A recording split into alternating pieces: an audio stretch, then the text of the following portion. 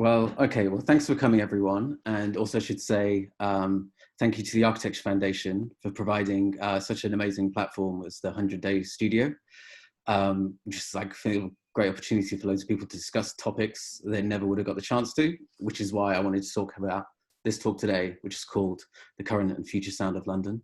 I mean, whenever you're talking about music and like music in London and in the city in general, it's a huge topic. And I don't think we'll cover everything because it's something that means something different to everyone. But what I always feel is like in architecture or urbanism conversations, the focus is on technical aspects such as acoustics, or looking at wider implications such as health due to noise pollution, or something that's about experiencing sound in the city. I know recently there's been like a huge push for the financial incentive of clubs through the caveat of the nighttime economy, or seeing music as under the broader umbrella of culture. But I feel like this is worth the subject alone itself, and I wanted to readdress that with this talk tonight. So essentially, it's about the current state of London's club scenes and the city's relationship with music, and how music is played, experienced, and made in the city, and how music itself is influenced by its built environment. It's influenced by its music venues, and also looking at the kind of opportunities and pressure that London's built environment puts on music itself, and looking at like what the kind of future that could look like for the city. I mean, for me personally, going to clubs and music venues are a hugely important part of my younger life, and still is. And it's a hugely important part of why people live in cities, and especially London. But it does feel like we're currently in a state that's, to put it mildly, dire. Like just looking at like statistics here, in 2016, London boroughs reported over the last 10 years, the club numbers have halved. In 2019, 21% of clubs across the entire UK closed. I mean, it's no surprise that what's issued with COVID-19 is like, it's going to be a similarly exacerbated and decimated scene. Like I only saw it recently in a story in Resident Advisor that Village Underground, like a huge club in Shoreditch, is currently being used as bike storage. I mean, but it's also weird to see the kind of influence that clubs can have on developers themselves. Like in Turnmills was a club in Farringdon. Now it's a co-working space and a restaurant that's also called Turnmills and named after the club itself. Similarly, King's Cross development the King's Cross development by Argent had a pumping station named after one of the former clubs there. Looking ahead, it's interesting to see that some of the new purpose-built clubs seem to be these absolutely ridiculous mega structures. Looking at something like Studio 338 in Night Dragon's contentious Greenwich Peninsula scheme, a new purpose-built music venue in Denmark Street by Orms, or the absolutely absurd Madison Square Garden Sphere in Newham. But it's not just venues that we'll be looking at tonight. It's like also like cuts to council budgets over the last decade have also led to public parks being used for music festivals over more and more periods of the summer, with areas like Victoria Park, Finsbury Park, and Brockwell Park being affected. I mean, statistically, there's one thing.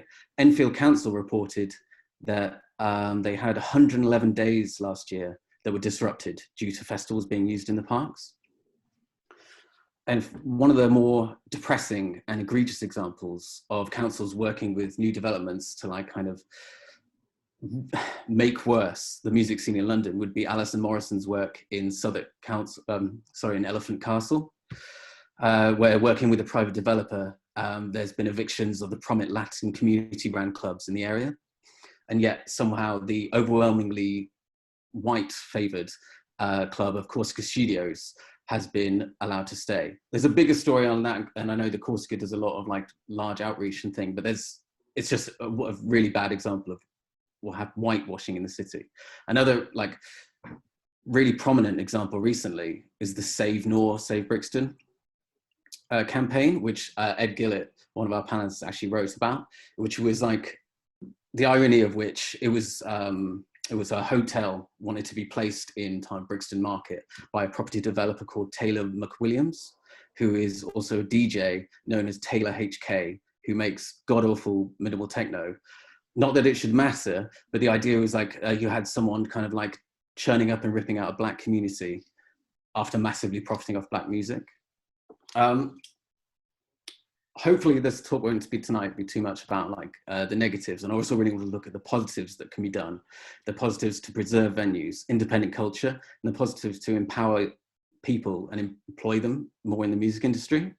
So please do comment in the chat and talk more about your personal experience with clubs and music venues in London, and hopefully let's see, it'll be a nice informal discussion, and we'll be taking questions as and when. I'd like everyone in the panel now to I'm just going to go around the panel now to introduce ourselves. So if we could start with Ed Gillet, please. Hi, can everyone hear me all right? Brilliant. Thanks, Bobby. My name's Ed. I'm a journalist and documentary filmmaker based in South London. I guess my kind of primary areas of interest are the points where politics and music intersect, specifically in relation to dance music and across its kind of 35-year history. So everything from the miners' strike to privately educated aristocratic techno DJs buying up large swathes of Brixton Market. Yeah, so I've written for The Guardian and The Quietus. The films I've worked on have appeared on the BBC and Channel 4, and I'm currently working on my first non-fiction book. Brilliant. Thanks, Ed. And Andrea? Hello, everyone. Thanks for the introduction, Bobby. Well, my name is Andrea Cetrulo, and I'm program curator at Teatrum Mundi. Teatrum Mundi is a research center, so probably some of you have heard of it, founded by Richard Sennett, and we work with practitioners across different disciplines, including dance, also with councils, working with musicians and all sorts of different ranges and practices. But currently, so I come to speak in that, in that position, that capacity, but also as a DJ myself, a user of these spaces that Ed was talking about. And as I also have a radio show it's based in Bristol, but and someone who lives, I live in Tottenham Hale, who lives in a kind of industrial space that has been converted and has been used for these sort of practices. So it's like a multi-use space that has a radio show. So it's a community radio show, a community garden, a cafe, a space it's a club as well. It's a nightclub. So I think from different angles, I will be contributing to the conversation and tell you more about our research as well. Great, thanks, Andrea. And Jamal? Everyone, thanks, Bobby. So I'm one of the directors at a programming agency called LNZRT. So we program and produce and promote music events at primarily Moss Club in Hackney, the Shackle Arms in Dalston, and then the Waiting Room in Stoke Newington. And previously, I've also worked at the 100 Club and on Visions Festival and various other small festivals around London. So that's one part of what I do. And then I've also set up a community interest company called Root, and our platform aims to diversify the workforce in the music industry across sort of race, gender, class guidelines. So we share stories and advice from people who work in various different roles across the music industry and sort of share that knowledge as widely as possible. Yeah. Great. Thanks, Jamal. And finally to Akil. Hey, so I'm Akil. I'm the co-director of oh, can you hear me? Cool. I'm the co-director of an interdisciplinary design collective called RESOLVE. So we do a lot of work working with communities and young people, like co-creating interventions in the built environment using kind of range of disciplines. A lot of our focus, or in the past, we have focused a lot on music and kind of wider Black cultures within London. I think coming up, we kind of came up in a very strange way, I'd say, and saw ourselves, or probably still see ourselves, as much more attached to movements like touching bass and steam down and skin deep than we do to architecture. And then also something that I didn't tell Bobby, but I reckon he probably sensed it when he was on the phone to me earlier, is I used to be a music producer, and I ran a very small music label a few years ago before all of this architecture nonsense. So yeah. No, that's, yeah, I did sense that. Very nicely, Akil. I mean, like, okay, so like starting with you then, Akil, one of the things that kind of wanted to ask, like kind of generally, like I mean, how would you describe the state of music in London currently? And like, how does that relate to your work? And it's quite interesting that, you know, to talk about Resolve, like you don't see yourselves as siloed off away from like broader like music industry, and also like working with other interdisciplinary influences and creatives. Is that something? Yeah, I guess now, I for sure have the least professional like kind of view to give on the state of music in London at the moment. I guess it also differs between, you know, right now as in COVID now, or like kind of in maybe the wider sense of now. I think why we really saw ourselves as part of that is because a lot of these movements, a lot of these organizations are naturally quite spatial. You know, like Steam Down's first events were in Bustermantis in Deptford, under the train arches. Anyone who lives in Deptford, or who lives in Brixton, or who lives in Peckham will know train arches as a really familiar vernacular space, but something that you also appropriate constantly and had been appropriated prior to us doing it in our generation. It was our older cousins' generations who were doing it, and it was our parents' generations who were doing it. So it's a really familiar typology. And so I think that's probably why, when thinking of it that way, it seems less weird to think of yourself as part of that. We're just the guys who knew something, who maybe knew inverted commas something about architecture, rather than, you know, the people who are already doing things architecturally but kind of knew more about music, let's say. Yeah. No, so yeah, that's really fascinating. I think like learning how to work with other people like that is quite an interesting kind of process. I mean, Andrea, you spoke just then about like kind of working with councils then, or like some like speaking to them more about the music industry in general. I mean, how would you, like, just to throw out another same general question, that like, you know, how would you really describe like the state of London at the moment? Like ideally, I mean, imagine this conversation is going to have to be quite pre-COVID kind of thing, but we can look at it currently now and coming out of it. But, you know, how does that relate to your wider work in like personal life? Well, it relates in many ways. As I said, as a user and as someone who, you know, profits in a way from these spaces, I'm all for, you know, spaces of that kind of overlay in different functions to continue to exist. The problem with it is that, of course, we have the pressure of money, so cashing out people, that is an obvious one. And then we also have another problem that is communication, basically between councils and people who run these venues. So these ecosystems exist sometimes within themselves, and it's not because people don't need support or don't want support. They can do it on their own. You know, when we speak about what there was before at the railway arches, I think Akil was talking about it, but the same thing we're looking at Elephant and Castle. Inside the railway arches, so the Latin American community, Bobby, that we're referring to, and how Corsica has stayed there, but other spaces of cultural production, or the backstage of what is not beautiful or just, you know, in a way permissible according to developers or council, or sustainable long-term in their vision, is not supported. So in that sense, it's not to say that London is in a bad state, it's just that these things probably require that kind of support or visibility. And what happens a lot of the time, from our experience, my personal experience, and also from the project Urban Backstages that it's an ongoing project at the moment, Teatrum Mundi, is looking at how these conversations sometimes don't really occur, because when you give this information as one of these venues, if you occupy an industrial space, or if you occupy a railway arch, or one of these, you know, spaces like loopholes that are not supervised, or that the council didn't really care about, and developers just let there until suddenly they discovered they could do something with it, is that there is no common language there. So sometimes when in these symbolic meetings that occur between council and people who run these spaces, what happens is that people feel used after these meetings. So they come and ask them, so what would, you know, how can we help you? How can we make this better? How can we intervene? Can we give you a temporary space? But what does a temporary space mean in that sense? A temporary space is very useful in the context, if we are realistic, of London, yet at the same time it brings its own problems. That is that it doesn't allow for layering, it doesn't allow for something consistent, for something to sort of develop on its own, to flourish, basically, through that constant insecurity of like, every 6 months I need to check if I'm still going to be here.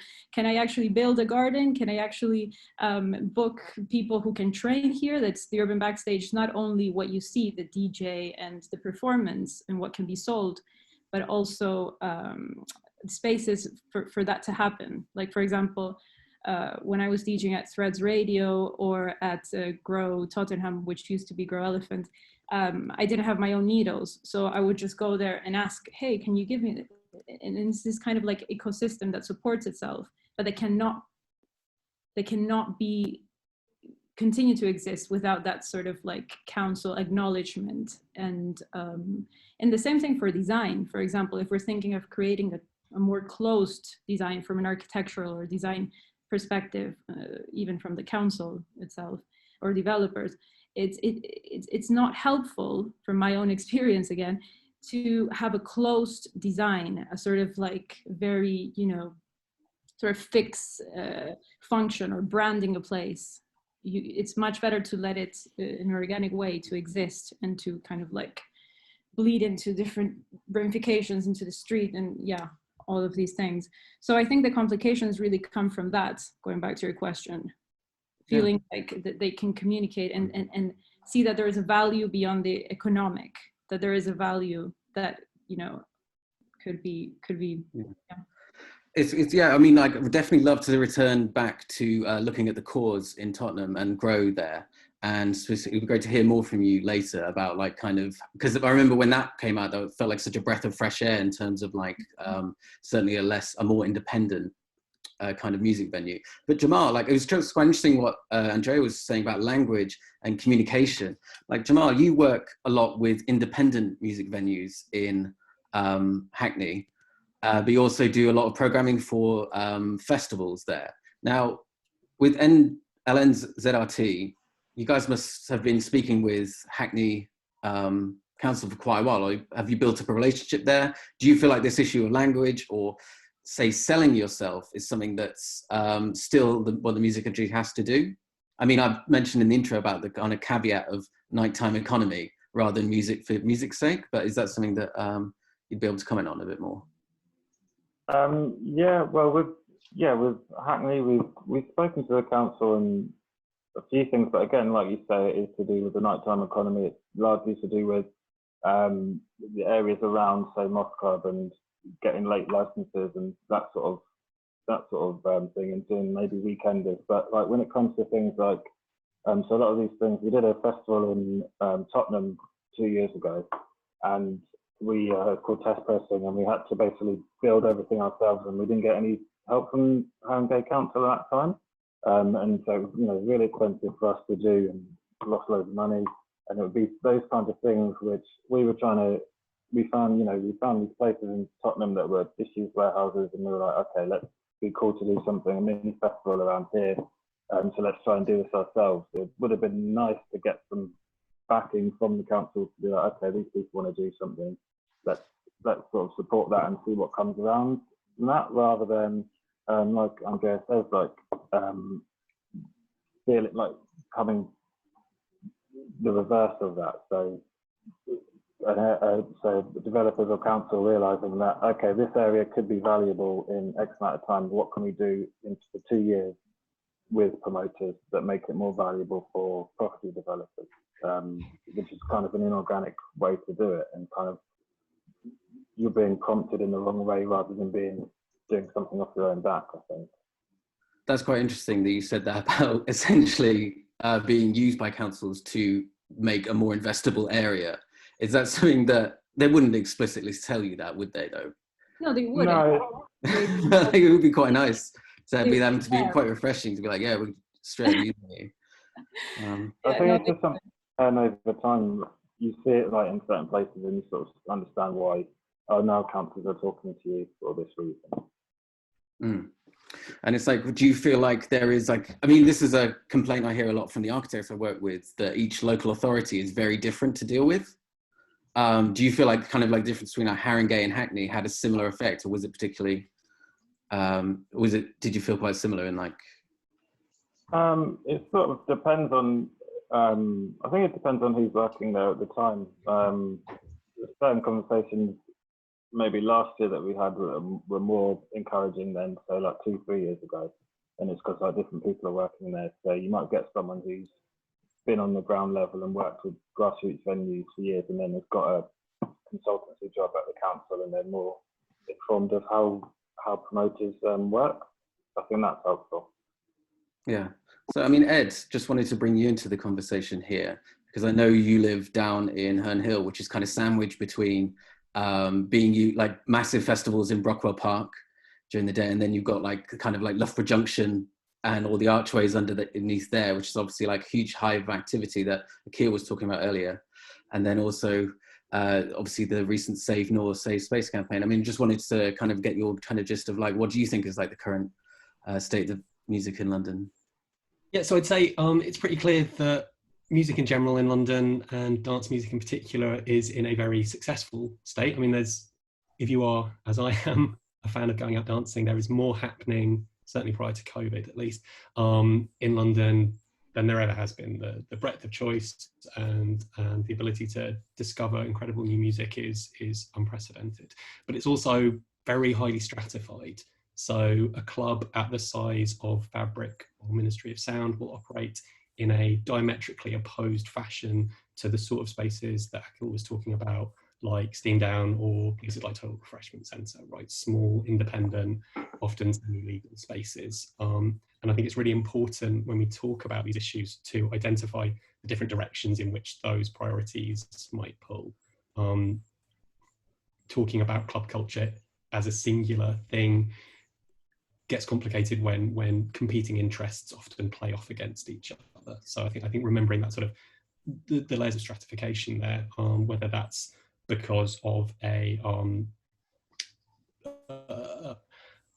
difference in economic kind of agendas, alliances with councils and developers, as opposed to kind of smaller underground spaces, whether that is different communities, people from different backgrounds. Everyone's, one person's gentrification is another person's creation of a new creative space, right? So these things happen in waves, and I think it's really important to not treat it as singular. The other thing that I think about when I think about sort of the history of this stuff is that it's cyclical. So one of the things that rave music did when it first emerged in the late 80s was take nightclubs out of purpose-built spaces. So one of the biggest, most influential early acid house clubs in London was Shoom, which took place in a fitness centre in Deptford, I think. And it was revelatory that this was a space for dancing that was not a nightclub. And in the history of kind of early rave music, there's a real sort of trend there towards pulling this music out of licensed, defined, socially accepted spaces from underground clubs through to raves on the M25, right? This sort of dispersal of this music up until 1994 and the Criminal Justice Act, which heavily regulated those spaces, increased punishments for illegal promoters, and kind of sucked that culture back into the centre of the city. You had the sort of apotheosis of that with the launch of Home in Leicester Square in 1999, this massive multi-million-pound club right in the heart of the city, this moment where club culture, which previously had been this destabilising force, was kind of subsumed right back into the heart of the city. Home closed, it was closed within 2 years. It shuttered in 2001, and the history since then has been of this gradual kind of redispersal of dance music with an increased use of industrial spaces on kind of fringes of the city, parks like Brockwell Park for all-day festivals. I think what's interesting in where we were prior to COVID is a sort of repetition of where dance music started. So it's these same industrial, suburban, even semi-rural spaces being taken over by dance music, but from a very, very different perspective.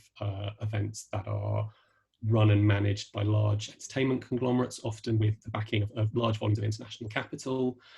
They are heavily regulated. Security on them is very, very strict. They are operating in a very, very different way. I think what's interesting looking at the present moment with COVID and the potential future, one of the things that's going to really affect the built environment in the centre of London is changes to working patterns as a result of COVID. There are 5.5 million people who work in the centre of London. Statistics are a bit foggy, but I read somewhere that at least 20% of people who were polled said that they are not expected to be working back in an office by the end of 2021. So I think that can't help but have a very profound effect on how the city is going to be used. And I suspect in the next couple of years, you'll see vast amounts of former office space open up for new use. So where the paradigm 25 years ago was old industrial spaces being left empty and being picked up and reused for cultural production, I imagine the model over the next 5 to 10 years is going to be disused offices instead, and you're going to see raves in I don't know. Just say we work, Ed. Say we work. Raven and we work. That sounds good to me. But no, totally.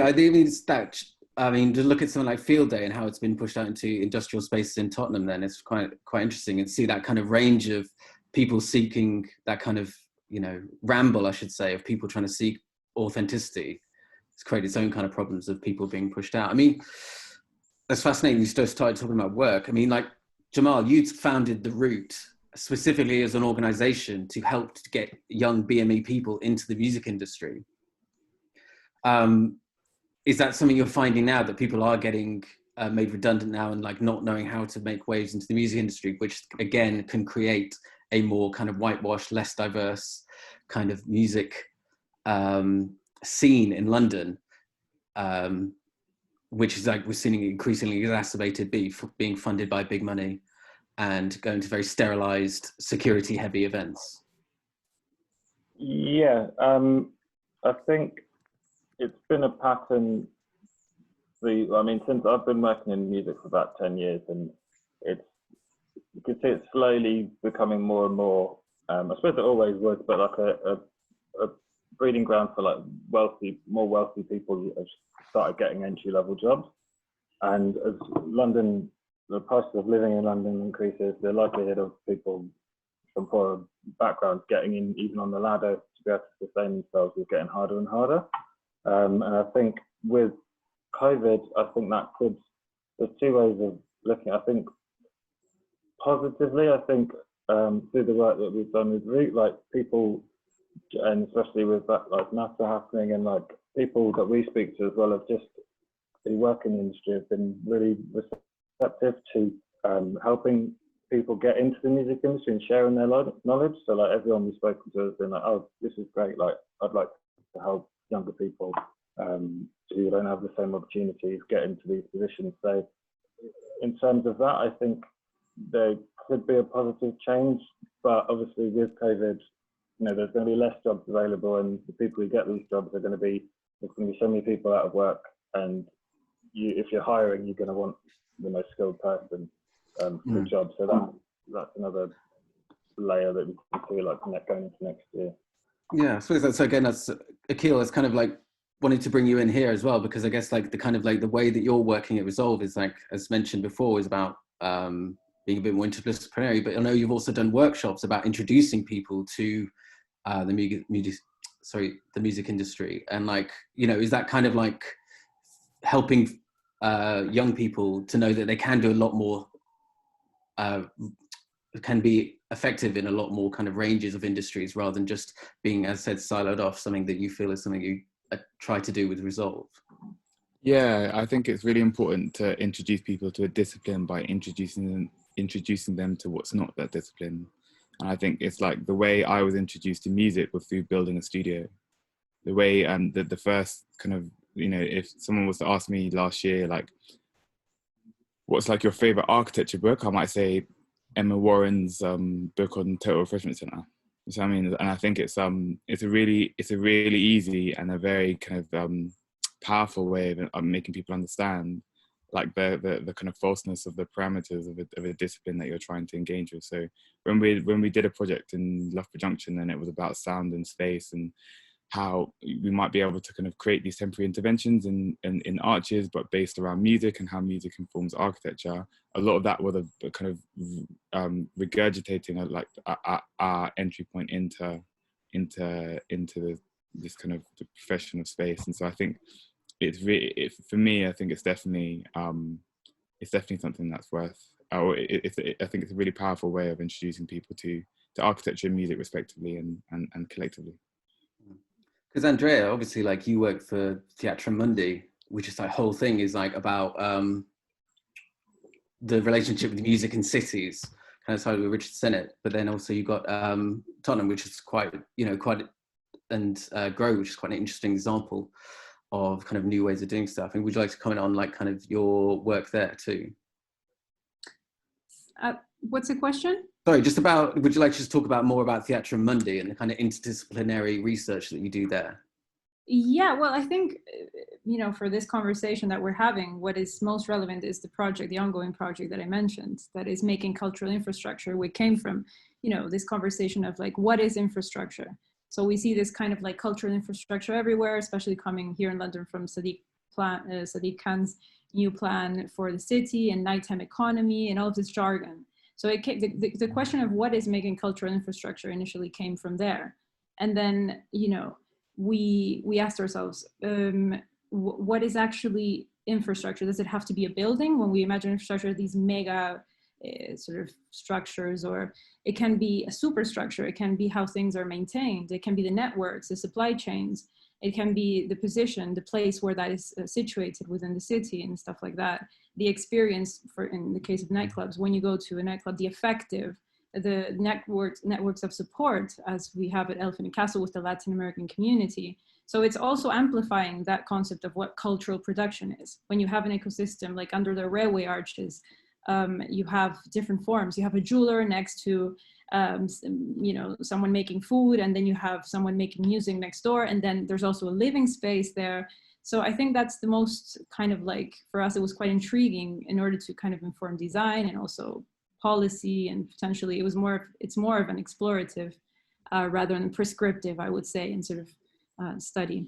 But in that sense, the backstage, so what I'm interested in and what we're exploring at Teatrum Mundi is this kind of like the concept of the backstage as what are the spaces that that foster, that kind of like hold all of that knowledge and all of that sort of contain it in order to enable the more visible spaces, right? That are the ones that we're talking about, that are nightclubs, etc. And how they can be changed in terms of like, for example, if you have a place like, I don't know, we talked about XOYO because it was an anecdote, it's an anecdote that I have, but if you have these like spaces that are quite tagged and sort of function only in the night, what happens there during the day? Are we using them to the maximum profit? Why should they be closed? For example, if you have a DJ who doesn't have the equipment, and maybe that's where Jamal's work comes in, and as probably Akil's as well, is how do you actually pool into these resources and make them more available to people? How do you shift the furniture? How do you shift the design? How do you make them more available, basically, instead of having an end product? So I think, yeah, in terms of, it could be for dance as well, for gigs, to think about the backstage rather than focusing so much on on the obvious, that is that there is this industry, they're pushing them away, but okay, what is actually happening? It's good to compare as well and to cross-pollinate, and for us as Teatrum Mundi to act as a vector between different, when I speak to my friends at Ormside Studios in the south of London, they're kind of like curious of what's happening in the north, because yes, they do know each other, but they're too busy with managing the space and with the practicalities of everyday life to think about like other things and what are they doing and how can we learn from each other and stuff like that. So I think that is, and to make places more visible like this as well is kind of our mission, if we have one. It's kind of, yeah, like it's really interesting that you kind of brought that up, because I'm thinking of the only time I've actually ever been to Fabric, because I think when I tried to get in when I was 17, they'd said no. And I'm still sore on that, was like for an actual awards ceremony. And I remember it just being such an odd experience because it was kind of okay, but like being there at like 7 p.m. or being in this kind of huge club space in the black. I mean, I'm not sure what you could do with a lot of the kind of smaller independent grungier venues during the day though, because if anyone here on the panel has been to those spaces during the morning after a night out, it tends to be quite unpleasant. But I know like someone in a club like 5 Miles in Tottenham is also used as a bit of like a co-working space. It's a place that's quite like mom friendly as well, and a bit like community oriented. I think maybe they do community yoga in there. Yeah. Which I certainly wouldn't do in certain clubs around Loughborough Junction Arches, that kind of thing. But that's part of it as well, our research. We're not saying that one thing is bad and the other one is good. What we're saying is there are forms that probably need more support than others and visibility, and that we can't just like let them go as it's happening. That's what we're saying. We're not saying one thing's good and the other one is bad. I think that's quite simplistic and reductionist, reductive view. So it's about acknowledging these different places and seeing how we can make them work together probably and bridge it so that it becomes more, democratic. Totally. Visibility. Oh, yeah, okay. We've got a question here from Annie Demarwin, which is like, I think if Rosie, if we're okay to send it over to her. Yeah, she can unmute herself now. She's a co-host. Hiya. So I'm a Masters of Architecture student at CSM. I was actually in the Making Cultural Infrastructure unit last year, and I'm doing nightlife, blah, blah, blah. So I just want to know what, I know it's kind of like an open question, but maybe to Andrea, because she's mentioned it specifically, but you say that there's a problem with communication between the council and the venues, but from what I have like seen from, I work at Corsica Studios, and I basically got the development plans and the drawings, and where Corsica is, there's obviously next door there's the arch that's been knocked out, which is the Latina venue, and then Corsica Studios is shown as a coffee shop with a plaza on one side and a plaza on the other. And I know that Corsica is talking to developers, like I know that for a fact. But then, so what I'm kind of seeing is that the communication is actually between developers and architects, and the stream between policy, developers and architects of how, okay, yeah, maybe developers know that there's a venue here and they're allowed to stay, that's all great, but when it's designed, when architecture comes into it, they're designing public plazas where we have Sunday parties with queues and smoking areas and really, really cracky people around, and it's not very family friendly, Yeah.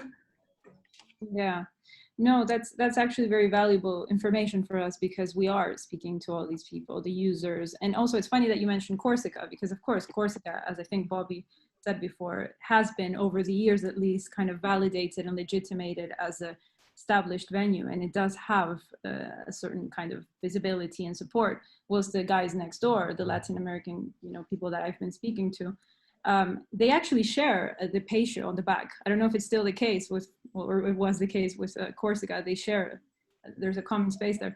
They don't have that visibility, and somehow it is that kind of like, who's having the conversation? First of all, do they have time to have these conversations? Do they have the knowledge? Do they speak the language? I mean, it is everyday very reductive, and that we would have to have a kind of like philosophical, moral conversation about ethics of what is, what are the dynamics that are actually why people make choices, and et cetera, et cetera. And I'm not saying that the council, vilifying the council, of course they, operate on the basis of those kinds of things. But yeah, it is the same with Grow Tottenham. I'm not going to speak on their behalf entirely, but I know that these things happen with people around coming, and then they have to choose. They have to be selective of the parties they put, because some of them bring more trouble, and the police will come, and the council will find out, and they will take the license. And so they have to enforce security, and a lot of things that already change the experience of being in a club, right? If you have, a thorough security check and a policy or door drug policy that is super restrictive. So it's all kind of like interconnected, and I see what you're coming from. Yeah, it's quite complex, definitely. It's quite interesting that there's like the kind of violent aspect to, or this kind of violent perception of a lot of club going is something that you can easily like. I can see that being like a red flag for so many councils, and why you wouldn't want to invest in clubs, why you would want to invest in community centres and nice things like cafes and like easy things like food. That's why you've probably seen a lot of like, there's been obviously like a huge shift towards food going on recently over the last 10 years in London. And it's because like it's quite easy, like it's quite a nice, safe option. It doesn't have any naughtiness or like violence associated with it by older people. But then again, you do have like spaces where like I mean, you do have a city now where like there's very few places for young people to go to. I mean, I just wondered if anyone else wanted to comment on Annie's question. Could I jump in quickly? So I've spoken to Adrian at Corsica for a couple of stories that I've written, including one about the displacement of the Latin American venue next door, but also one. Sorry? The Colombian, Distrandina. Distrandina. But also another article about the sell-off of railway arches by Network Rail. And it's interesting how, from one perspective, certainly compared to Distrandina, Corsica has a certain amount of buy-in, it has a certain amount of privilege in terms of its engagement with policy-making bodies, people who hold power, landlords. But then from another perspective, they are affected by many of the same forces. So when I spoke to Adrian about the fact that Network Rail was selling off their entire property portfolio, including large numbers of railway arches across the country, many of which house music venues, to an international hedge fund. He had been kept entirely out of the loop on that. And he said something that I found really, really interesting. So I've been going dancing in Corsica Studios for the best part of a decade. It's a venue that I regard as a kind of real crown jewel in London's club scene, very much one of the most prominent venues there that I would never imagine not existing. I hadn't even realised that it actually started in King's Cross, that Elephant and Castle was its second venue. So it is substantially more transitory than I had thought.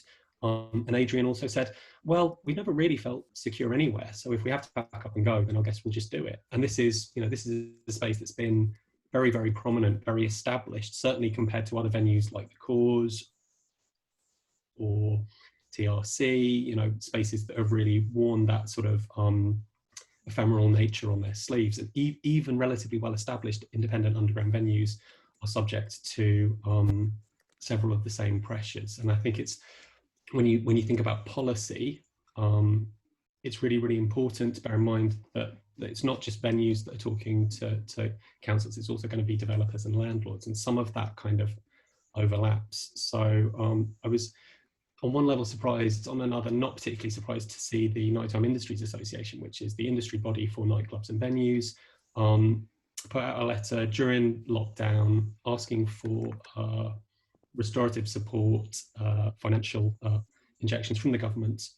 But the perspective from which they asked for it was from the perspective of commercial landlords. So venue owners that contribute to cultural production, that house spaces, should be given a holiday from their mortgages, from loan charges.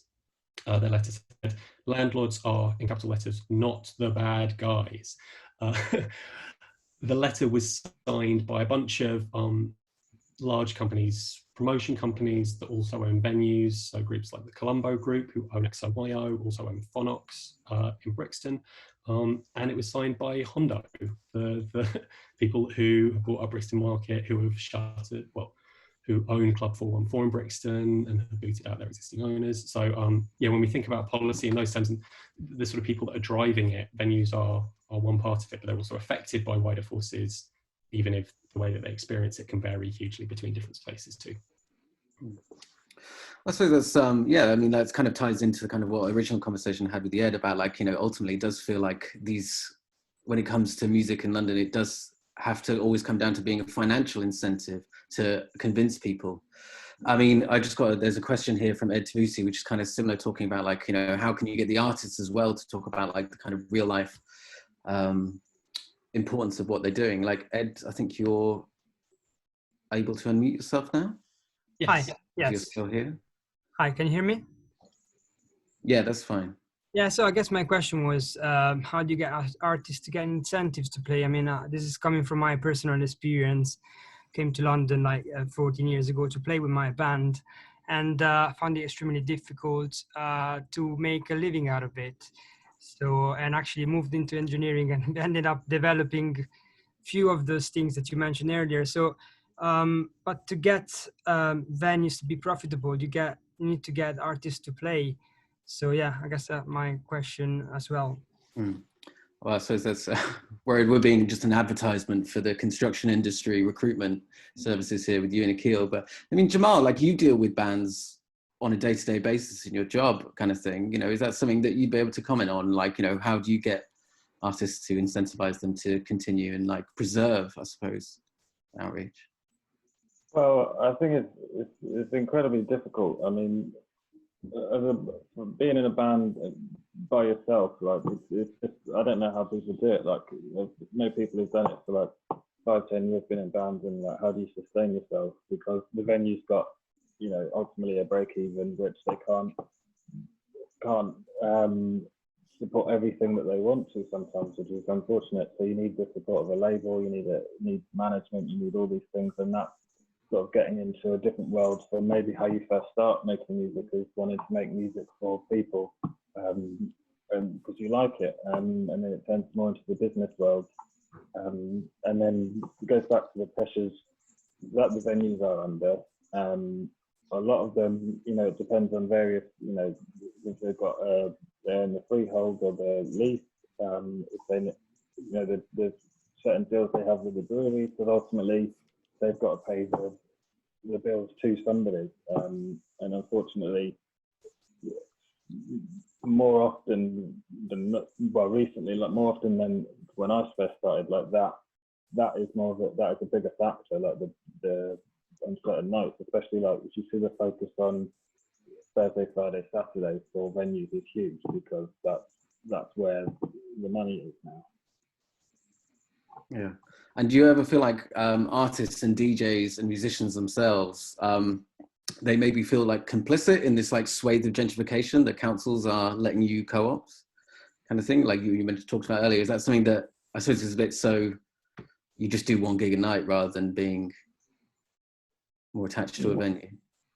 Yeah, I don't think artists think about it that way. I think they're trying to sustain a living and a career, and it's like it's trickled down. Like, you can't, the way that we think about sort of, we're talking about like venues and architecture and developers, like that's so far removed from where like it's, I think like music should be, like from the beginning, like that should be like the last of all what people are thinking about as an artist. Yeah, that's true as well, isn't it? Because I remember, I think like Spotify CEO Daniel Ike even said that like musicians to start looking at like different ways to they should be producing music more and more and more for the Spotify algorithm. And yeah, you certainly don't want an extra pressure from music venues telling you what kind of music you should be creating for these big festival scenarios, that kind of thing. I mean, Akil, like I feel like just is anything that you want to kind of comment on, like regarding this as like an architect, designer, or someone who like works in the more urban experience, works in just the built environment yourself? Yeah, on the profitability of clubs, I think there's a really interesting conversation going on around subscription and around how people can locally subscribe to places. I heard on the grapevine, and don't quote me on this because I don't know if it's true, Unit 31, the one in Shadwell, the Unit 31 or Unit 33, wherever they, you'll know what I'm talking about. The club in Shadwell is thinking of doing that. So and I know there are different models that not necessarily with clubs, but kind of just venues in general that have been pioneered in places like Sao Paulo, where you have people who are subscribing and to this club, which is a physical venue, but you pay nominal amounts, anything that you're able to pay per month or per whenever, to prop up the kind of profitability of a place. I think when you have a model that connects, and I don't suppose this works too well for big ones, but especially for much smaller venues, where you're kind of sharing the deficit in some ways, you're then able to promote a much healthier kind of atmosphere for musicians in which they can also take home. Because I've been in Ed's position about like going, like, you know, performing, trying to do music as a living. And that's why I have so much respect for my friends who are musicians, because I tried and failed. You know what I mean? Like, it's really, really fucking hard. And so I think, and venues come down, and venues being having to break even and operating on these really, really tight, kind of almost like the economies that a venue operates on, I think we also need to remember aren't sustainable. A lot of venues go down.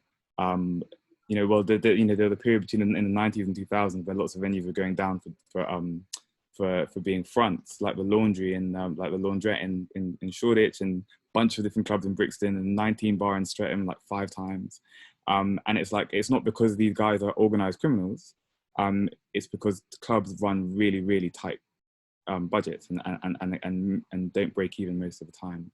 If that pressure is alleviated from the venue as a kind of typology in London or in the city, I think it really gives these artists a lot of space to breathe.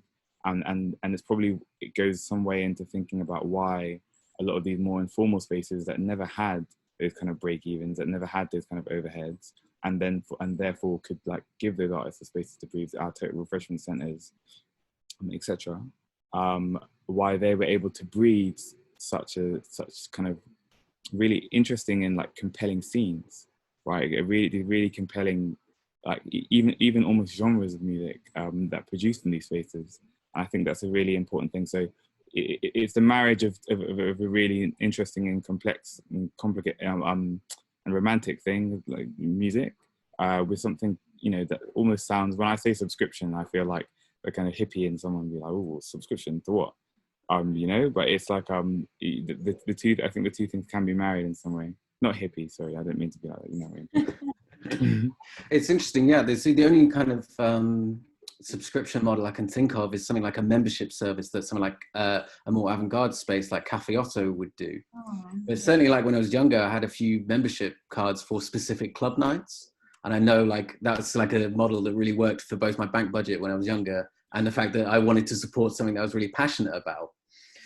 And yeah, like I think that's like being, I think that subscription service and model of understanding what kind of pressures these nightclubs are under would help people to understand why it's kind of important to be going and supporting them, especially during now. Anna, you've got another question, which I think is fine because I think you're unmuted anyway. So if you just wanted to quickly ask that. Yeah, sorry, I don't want to hog the time, but I just have so many questions. So I'll just read the question. What are the powers that architects have, if any, to persuade developers to design in space within their developments for small grassroots independent music venues or nightclubs, of course?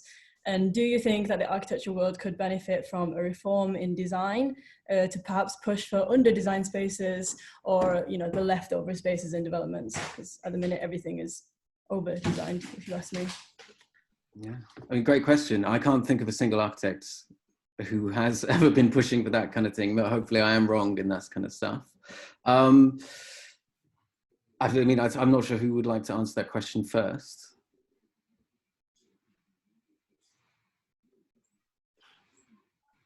Or second, even, that's fine. I think it's sort of like a really fascinating question. You think like kind of like, again, it's like understanding what Jamal was talking about, like the kind of stratifying nature of like how these things work. I think basically what we're doing at Teatrum Mundi is pushing for that from that angle, that it's not just mapping spaces and saying this is there, this is what it is, this is good, this is bad, but sort of understanding how they work and being able to compare and learn from each other and then bring together a more kind of like, you know, sort of solid proposal that in a language that they understand and that they can actually access, seeing that there is probably not, you know, an immediate return.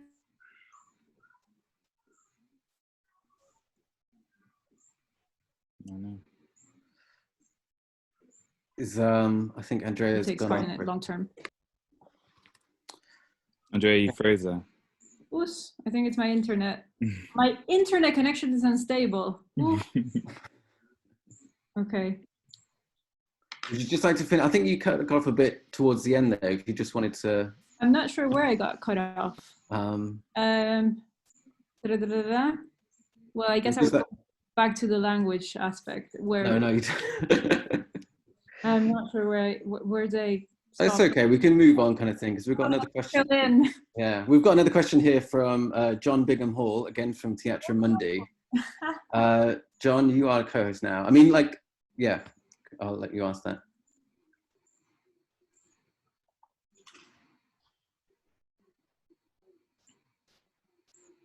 Can we hear John?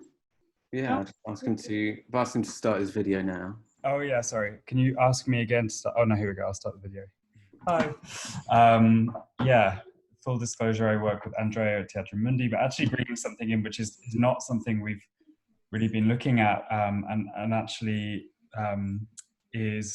I became aware of more through the work of Christabel Sterling. She's a scholar who works a lot on nightlife, different formations of publics within different kinds of nightlife space, and she did a lot of work in community centres, particularly looking at like reggae nights, and this obviously a lot of very important nightlife happens in spaces that aren't what we call nightclubs, and obviously it's quite how are we kind of defining which spaces are nightclubs, and even if we're starting to talk about how do we better protect nightclubs, what is and what is not a nightclub, and you kind of in Peckham there's Tasty Bakery, which is a bakery by day and hosts nights at night. There's obviously I live or kind of used to live in Peckham, and there's also Voodoo Ray, which is a pizza place, so that they're kind of more commercial examples. But then of course you have like community centres. You have Brixton Leisure Centre has hosted many nights, I think.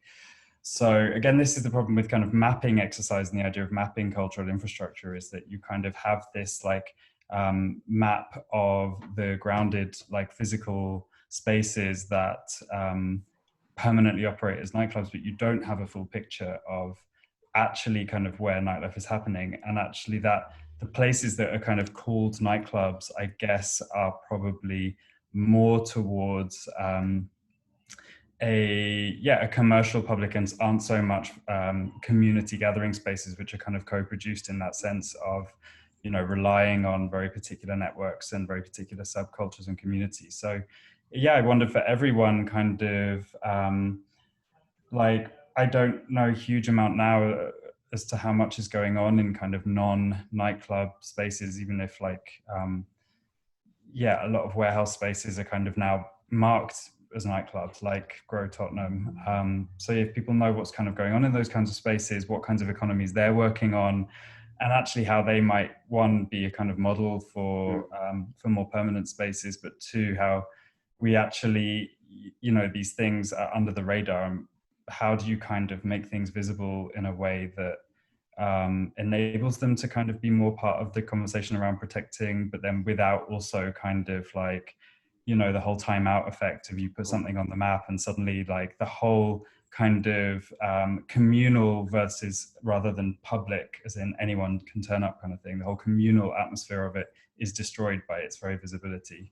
And just one final thing about, for me particularly, I'm interested in how queer nightclubs are the kind of main and in many senses only community gathering point for queer communities. And we used to have kind of queer community centres in London, a daytime space that you could go with health advice, with a library, with workshops that would be happening, etc. But you don't really have that anymore. And for myself, I know that over 15 years in London, many people that I met, I would see over and over again in nightclubs, but not really anywhere else.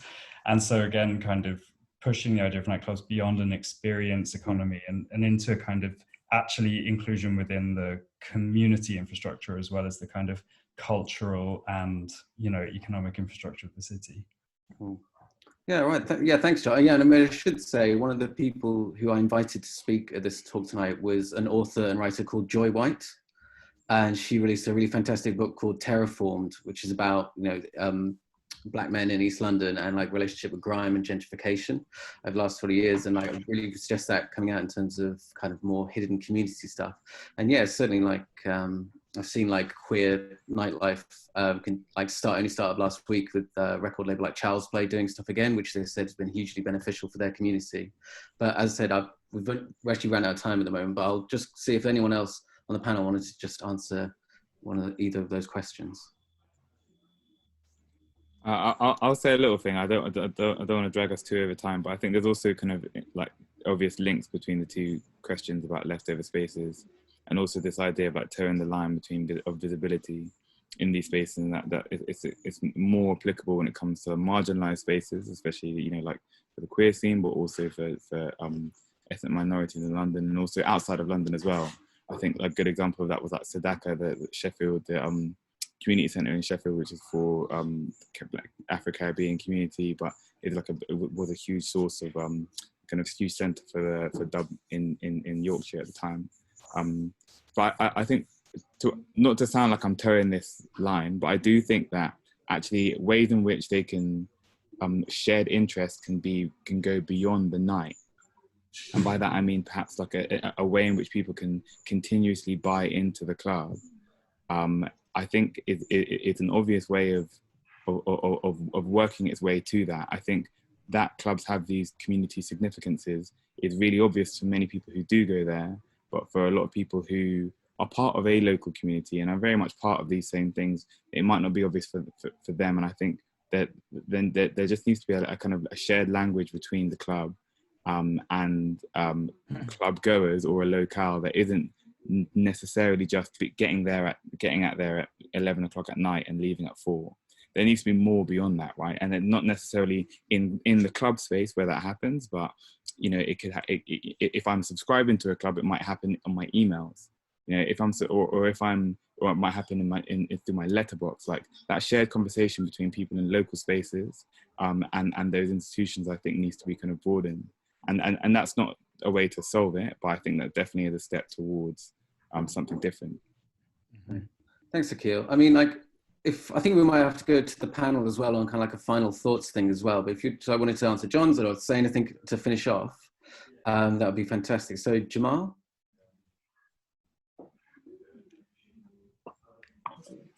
I think going back to what we were talking about before about just the communication between the different layers of what makes up the music, nightlife and culture. Like, I think it definitely needs to be more integrated, and you know, panels like this would happen more where people from different experiences should speak more, and then we'll be able to come to a solution that works for, you know, financially for people, but also culturally as well. So Jamal, are you saying you would find it useful for your project, for example, to speak to others and see what's happening in other islands, kind of? Yeah. Yeah. Mm-hmm. Yeah. Rather than like, I mean, obviously some developers are worse than others, but it's, you know, not everybody's evil, you know, and I think there's a tendency to say developers to be deemed as evil corporations and stuff, and sometimes they're not, and sometimes they get it wrong for the reasons that are not because they're doing it intentionally, but because they don't know what it's like for people on the ground to producing events and going out and stuff. Great, thanks, Jamal. And Andrea, just while you're on. Well, what I wanted to say as well is that a lot of stuff that we're doing now with COVID, for example, has exacerbated the role of the home, of the domestic space in general, right? And how these things are being produced, like bedroom producers, parties of all sorts in council state, high rises, and how this is connected somehow to nightlife. I think we're actually working on that with John right now at Teatrum Mundi. So we're speaking to practitioners to all sorts, no, John, musicians, writers, fiction, poetry, architects as well, scholars, to see how night overlaps domestic with nightlife, and queer space as an effective support as well. Affective. I said effective. Brilliant. Thanks, Andrea. And finally, Ed. Hi. So much I want to pick up on. It's such a shame that we've run out of time. I guess one thought that sort of comes into my head with all of these conversations is how we calculate and tabulate value. I think one of the things that's slightly worrying about the kind of trend at policy level to discuss all this stuff in terms of the nighttime economy is that it narrows all of this down solely into the economic impact, the amount of inward investment that it can generate. You see a sort of similar thing with discussions around investment for the arts generally, focusing on the return that it produces on the funding that is provided for theatre or music. And while that's helpful on one level, I think it's really important to think more holistically about the value of these spaces and these cultures, and to integrate that into the discussions that we're all having about it. That it isn't simply about job creation, but it's also about the creation of new genres, new scenes, new experiences, and I guess trying to find a way to map, record, and understand those in a way that enables us to make better decisions in the future.